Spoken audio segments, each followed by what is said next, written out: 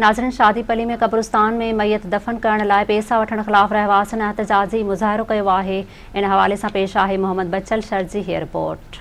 इन वक्त असां नवाज़ अली छोरे के ॻोठ में मौजूद आहियूं, जिते वॾी तइदाद में छोरा बरादरी रही जे माण्हुनि ने एहतजाज कयो आहे त हिकु दरगाह शहीद अब्दुर्रहीम गिरोड़ी जे नाले सां पासे में आहे, उते मैयत दफ़न नथा करणु ॾियनि ऐं उन्हनि माण्हुनि जा ॾाॾनि खां परॾाॾनि खां वठी क़ब्रिस्तान आहे जेको शाह साहब पैसा 20 खां 25,000 जी घुर करे ऐं उहो जेको दफ़नाइण जे लाइ जॻह ॾिए थो।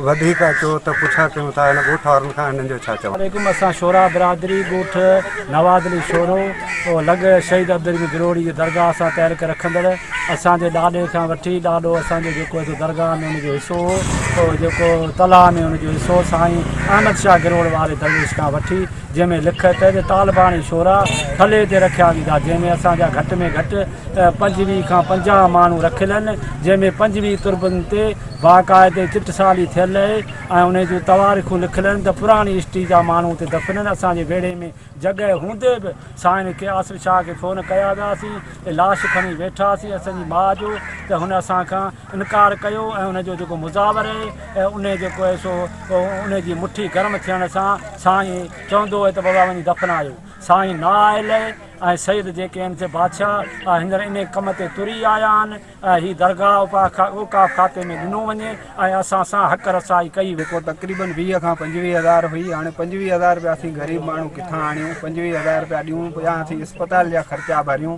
हींअर किरोना वायरस ही साईं असां लाइ डबल किरोना वायरस करे छॾी आहे। दरगाह गिरोड़ शरीफ़ जी नगरी में 25,000 रुपया ॾियूं तॾहिं असीं पंहिंजो लाश दफ़नायूं। असांजा अबा ॾाॾा सभु उते दफ़न आहिनि। हाणे असीं ग़रीब माण्हू असीं किॾां वञूं? पोइ असां पंहिंजी वालदा जो लाश वापसि खणी ॿिए क़ब्रिस्तान में असां दफ़नायो। ऐं आला अमलदारनि खे अपील थो करियां त अहिड़े नाअहलनि शाहनि खे दरगाह खसे औकाफ़ खाते खे ॾिनी वञे, जेको असां ग़रीबनि जी मदद